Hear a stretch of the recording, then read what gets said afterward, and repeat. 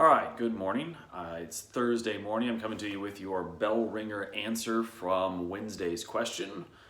Just to show you that I'm not slipping into some sort of lazy teacher not working mode. I am actually wearing my Mr. Girth starter kit. So if any of you all have Girth for class, you can pass along that I'm doing my best to still uphold his sort of fashion sense. Okay, the question you had for yesterday was mostly about helping you understand language extinction. You had several different videos you could watch, articles you could read. All of those are things that I would really strongly encourage you to pay attention to. They are recommended articles and videos that are coming from the National Council of Geographic Education and one of my really good friends from the AP reading, Mr. Ken Keller. He's a AP Human Geo teacher down in Georgia, and a lot of the stuff that he tends to put out there, it tends to find its way onto the AP exam. So not necessarily the question would specifically ask about one of those articles, but that the information in those articles could be something that really helps you in one of your AP exam answers. So I would encourage you to maybe add that to your collection of really good materials. Okay, so here's the big idea with any question about language extinction. Language is culture. Culture is a big part of who you are. Okay? It's the things that you've learned that make you different from other people in other parts of the world. And so the question about New York City and about New York City's languages that are no longer being used is about this change in the identity of the place. New people are moving into New York, bringing new language traditions.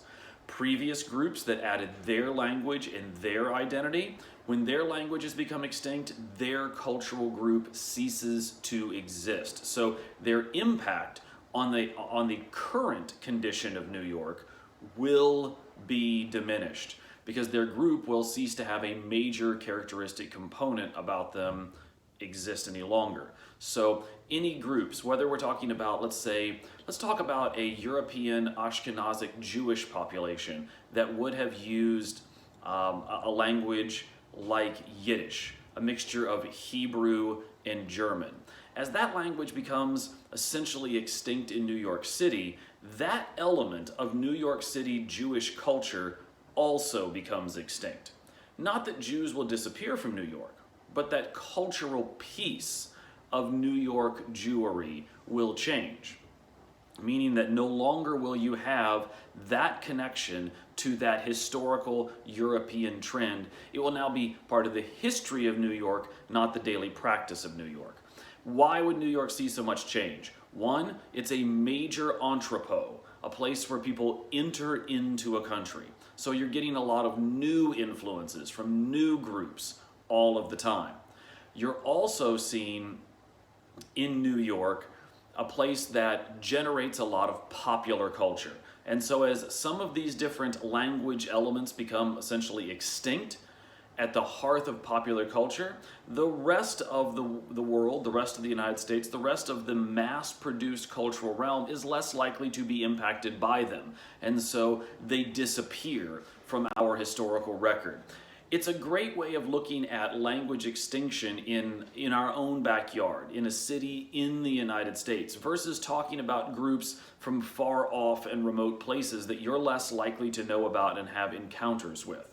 You learn about New York City and Ellis Island through your history classes. You don't necessarily in your history classes learn as much about the Kurds or the Basques or certain Native American tribes in detail. Your history classes tend to address Native Americans as an entire group rather than as a tribal element. So really what we're trying to get you to do with this question is to think broadly about what causes extinction. What does extinction mean for language? Okay? It means that a piece of a group's identity disappears forever. All right. I have added a 3 for 3 for you for today. I have, this is your answer for your bell ringer, and there's another bell ringer that's already been added. Please, please, please don't forget about the AP classroom assignments. They are due tomorrow, Friday, by 9 p.m. 9 p.m. Not midnight when you decide it's time for you to do that work. We are trying to stay on schedule. One last note. If you look in Schoology, you may see what now, as of Thursday, looks like a really long list of things to do. Those are materials that were put in there all throughout the week, designed to get you to do pieces of this review one chunk at a time. It's not supposed to be overwhelming. It does look overwhelming by the end of the week if you haven't bothered to do it. At this point, the goal is to get you as ready as we possibly can for that AP exam. And so everything is headed towards that one specific goal. Okay, have a good Thursday and stay safe.